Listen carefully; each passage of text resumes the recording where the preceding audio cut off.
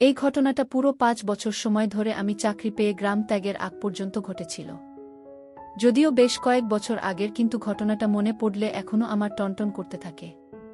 এত মজা পেয়েছিলাম যা ভাষায় প্রকাশ করার মতো নয়। ভাবা যায়, একটা পরিবারের তিনটে মেয়ে এবং সেই মেয়েদের মাকেও কাজ করে দেওয়ার সুযোগ পেয়ে গেলে কেমন লাগে। এখনও আমার গা শিউরে ওঠে। না, আর ভূমিকা করব না, এবারে আসল কাহিনী শুরু করা যাক।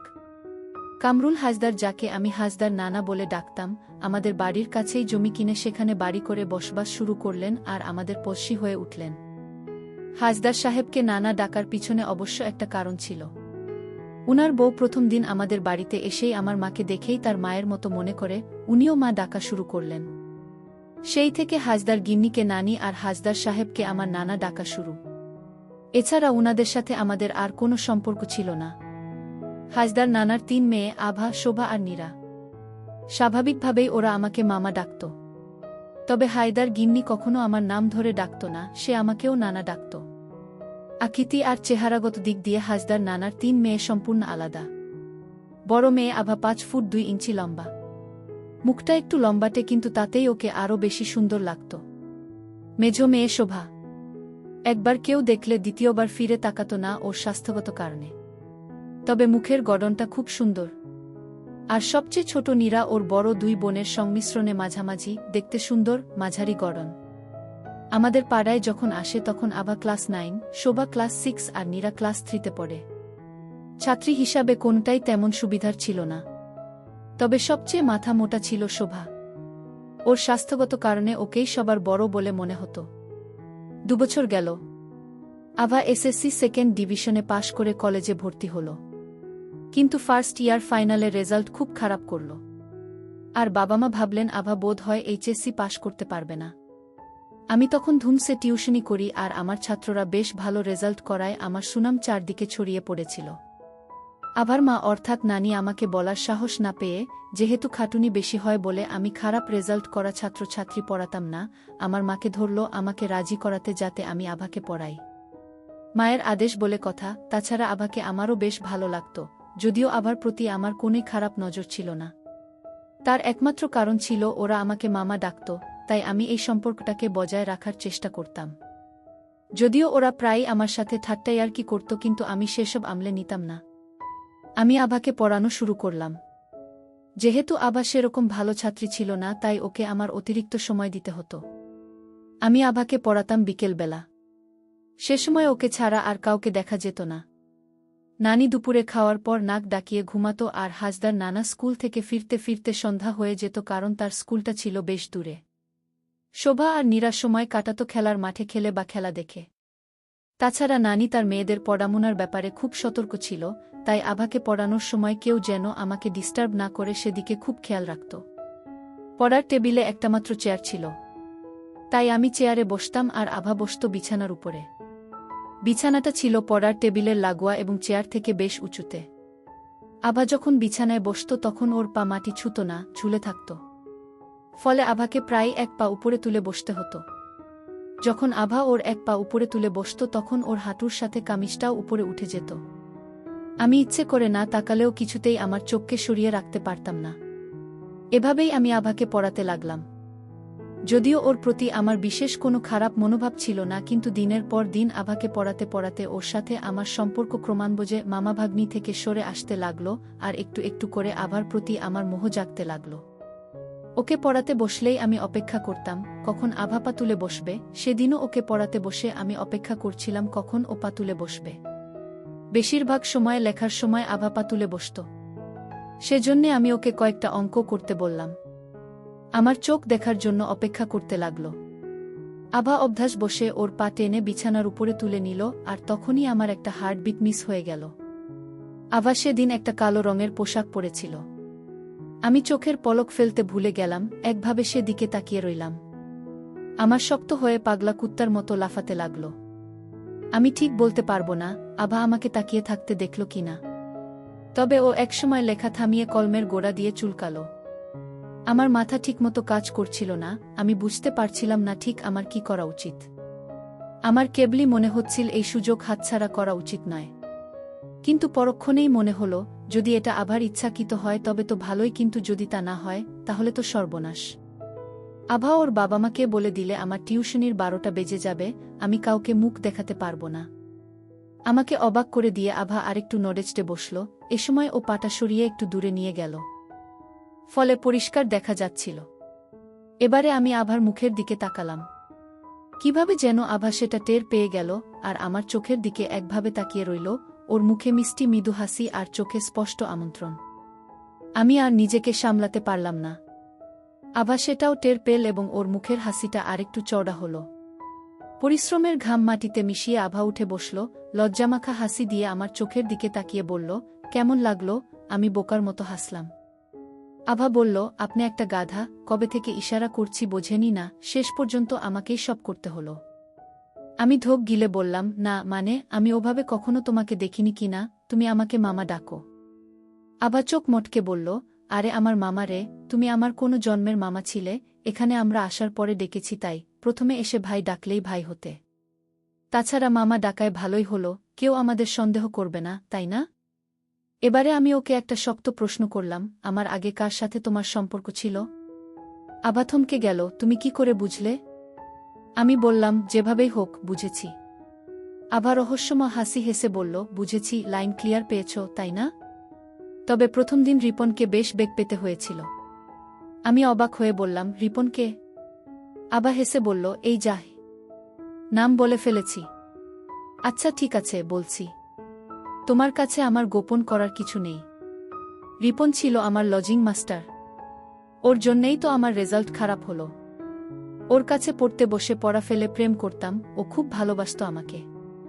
আস্তে আস্তে প্রেম গভীর হলো, ও আমাকে বিয়ে করবে বলে কথা দিয়ে বেশ কয়েকদিন কাজ করে দিল। আমি বললাম, তারপর? আভা বলল, তারপর যা হওয়ার তাই হলো। মাস 3 আগে একদিন মায়ের কাছে ধরা পড়ে গেলাম, ওকে তাড়িয়ে দেওয়া হলো, তবে আমি জানি ও আমাকেই বিয়ে করবে। সেদিনের মতো বিদায় নিলাম। তারপর প্রায়ই আভাকে কাজ করে দিতাম, এভাবে প্রায় 8 মাস ধরে আভাকে কাজ করে দিলাম। কিন্তু একদম কাজ করার সময় শোভা দেখে ফেলে। আমি মনে মনে ভাবলাম, যে করেই হোক শোভাকে থামাতে হবে যেন কাউকে এ কথাটা না বলে, তাহলে আভার বিয়ে ভেঙে যাবে। আমার মনে হয় শোভা বুঝবে, নিজের বোনের এত বড় সর্বনাশ ও করবে না। ওই দিনই রাতের বেলা সুযোগ বুঝে আমি শোভাকে ধরলাম যাতে ও কাউকে কিছু না বলে। যদিও শোভা তখন ক্লাস 6-এ পড়ত, কিন্তু ওর তখন ক্লাস 8-এ পড়ার কথা। 2 বছর ফেল করে 6-এ রয়ে গেছে। সেদিন রাতে বাড়ির পিছনের রাস্তায় ওকে পেয়ে গেলাম। আমাকে দেখেই শোভা মুখ ঘুরিয়ে নিল, তবু আমি ওকে ডাকলাম, কাছে গিয়ে জিজ্ঞেস করলাম, শোভা, কথাটা কাউকে বলিসনি তো?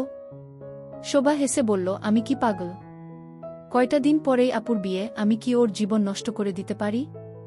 কিন্তু তোমাকে আমি ছাড়ব না, তোমার সাথে আমার একটা বোঝাপড়া আছে। আপুর বিয়েটা ভালো ভালো হয়ে যাক, তারপর আমি তোমার সাথে কথা বলবো। ভয় নেই, যা দেখেছি সে কথা আমি জীবনেও কাউকে বলবো না। কিন্তু সাবধান, ভবিষ্যতে আর কখনো আপুর দিকে হাত বাড়াবে না। শোভা বাড়ির দিকে চলে গেল। আমি পরম নিশ্চিন্ত হলাম, কিন্তু একটা বিষয় আমার মনের মধ্যে খচখচ করতে লাগলো, শোভা আমাকে নিয়ে কি করতে চায়? আবার বিয়ের আমেজ কাটতে 10-12 দিন চলে গেল। সবাই ব্যস্ত, বাড়িতে নতুন মেহমানদের আনাগোনা, এসব কারণে আমি একটু নিজেকে আড়াল করে রাখলাম। তারপর একদিন দুপুরবেলা শোভা আমাদের বাসায় এসে এক ফাঁকে আমাকে একা পেয়ে বলল, মামা, বিকেলে এসো, কথা আছে। বিকেলে শোভাদের বাসায় গিয়ে দেখি বাড়ি প্রায় ফাঁকা, কেউ নেই। সবগুলো ঘরের দরজা বাইরে থেকে বন্ধ, কেবল শোভার ঘরটাই খোলা। এগিয়ে গিয়ে দেখি ঘর গোছাচ্ছে। আমি খুব করে একটা কাশি দিলাম। শোভা আমাকে ঘরের ভিতরে যেতে বলল। আমি জানতে চাইলাম, আর সবাই কোথায়? শোভা জানালো, নীরাকে নিয়ে নানা আর নানি বাজারে কেনাকাটা করতে গেছে, শোভা বাসায় একা। আমি এগিয়ে গিয়ে বললাম, কি বলবি তাড়াতাড়ি বল, আমি খুব টেনশনে আছি। শোভা একটা রহস্যময় হাসি দিয়ে আমার সামনে এসে দাঁড়ালো, দুজনের মধ্যে মাত্র ইঞ্চিখানেক দূর। শোভা বলল, না মামা, তেমন সাংঘাতিক কিছু বলবো না, তার আগে বলো তো আমি দেখতে কেমন? আমি একটা ঢোক গিলে বললাম, কেন, ভালোই তো, তোকে আমার বেশ ভালোই লাগে, তুই খুব ভালো মেয়ে। হঠাৎ উত্তেজিত হয়ে উঠল শোভা, মিথ্যুক কোথাকার, তোমরা সবাই মিথ্যে কথা বলো। আমার মা বাবা, বোনেরা, তুমি সবাই মিথ্যে কথা বলো। আমি জানি আমি দেখতে কেমন। কেউ আমাকে পছন্দ করে না, সবাই আমাকে আড়ালে বিশ্রী সব নাম ধরে ডাকে। এই দেখো, বাবা মা নীরাকে বাজারে নিয়ে গেল, আমাকে নিল না, কেন? আমি কি এসব বুঝি না? আমি সব্বাইকে চিনি। কিন্তু আমার কি করার আছে বলো? বিধাতা আমাকে এরকম বানিয়েছে। আমার কি দোষ? ফুপিয়ে কাঁদিতে লাগল শোভা। কথা বলতে বলতে পিছিয়ে গিয়ে খাটের উপরে বসে পড়েছে ও। আমি হতভম্ব হয়ে গেলাম, কি করব কিছুই বুঝতে পারছিলাম না। শোভা চুপ মুছতে মুছতে বলল, আমি জানি কেউ আমাকে বিয়ে করবে না, সারা জীবন আমাকে একা একা থাকতে হবে। কেন? কি নেই আমার? আভার মতো আমিও একটা মেয়ে, আভার যা যা আছে আমারও সব আছে। কিন্তু তুমি আভাকে কাজ করে দিয়েছ। আমার দিকে তো ফিরেও তাকাও না। আমি জানি তুমি আমাকে একটুও পছন্দ করো না, এখন মিথ্যে কথা বলছ। আমি এগিয়ে গিয়ে ওর মুখটা ধরলাম। ওর চোখ মুছে দিয়ে বললাম, না না শোভা, তুই জানিস না আমি তোকেও খুব পছন্দ করি। ফোপাতে ফোপাতে শোভা বলল, ঠিক আছে, যদি তুমি আমাকে পছন্দই করো তাহলে এখন একটু কাজ করে দাও। তাহলেই বুঝবো সত্যি তুমি আমাকে পছন্দ করো। আমি খুব বিব্রত বোধ করছিলাম, কি বলবো কিছুই বুঝে উঠতে পারছিলাম না। শোভা ওর মোটা মোটা দুই হাতে আমার দুই হাত শক্ত করে ধরল, মনে হচ্ছিল আমার হাত দুটি পিষে ফেলবে। দাও না মামা, সেদিন আভাকে যেভাবে কাজ করে দিয়েছিলে সেভাবে আমাকেও একটু কাজ করে দাও। আমার দুনিয়া বদলে গেল। আমার মনে হলো আমার সামনে বসা শোভা শুধুই একটা মেয়ে, একটা কাজ করে দেওয়ার যন্ত্র। দিন গড়ালো, এরই মধ্যে ঘটনা দুর্ঘটনাও ঘটে গেল। শোভার সাথে আমার সম্পর্ক বেশ শিথিল হয়ে এসেছিল, তাছাড়া নানান পারিপার্শ্বিক চাপে মেয়েটা হতাশ হয়ে পড়েছিল। ফলে হঠাৎ করেই ও নিজেকে শেষ করে বসল। তারপর চলে গেল বেশ কিছুদিন। ইতিমধ্যে ওই বাড়ির ছোট মেয়ে নীরার সাথে আমার গোপন একটা সম্পর্ক গড়ে উঠেছিল। তখন নীরার বয়স অনেক কম ছিল, কাজ করে দেওয়ার যোগ্য হয়ে ওঠেনি। শুধু উপর দিয়ে কাজ চলত। এরই মধ্যে ঘটে গেল অন্য এক ঘটনা। নীরার সাথে আমার আরও ঘটনা আছে, সেটা পরে বলবো, তার আগে বিশেষ ঘটনাটা বলি। একদিন নানি আমাদের বাসায় এসে আমার আম্মাকে অনুরোধ করল যে আমাকে উনাদের বাসায় কয়েকটা রাত কাটানোর অনুমতি দিতে হবে। কারণটা অতি সাধারণ, শিক্ষকদের একটা 5 দিনের ওয়ার্কশপ হবে ঢাকায়, নানাকে সেই ওয়ার্কশপে অংশ নিতে ঢাকা যেতে হবে। সেখান থেকে নানা যাবেন আবার শ্বশুরবাড়ি। আভা তখন 8 মাসের, তাই ওকে নিয়ে আসবেন। আভা অবশ্য বলেছিল বাচ্চাটা নাকি আমার। বাড়িতে নানি এবং নীরা ছাড়া কোনো পুরুষ মানুষ নেই। তাই রাতে নিরাপত্তার জন্য একজন পুরুষ থাকা দরকার। তাছাড়া নানির খুব ভূতের ভয় আছে, রাতে একা থাকতে খুব ভয় পায়। সেজন্যে আমি যদি ওই কয়টা রাত নানির বাসায় কাটাই তাহলে খুব সুবিধা হয়। আমার আম্মা নানির অসহায়ত্বের কথা ভেবে রাজি হয়ে গেলেন।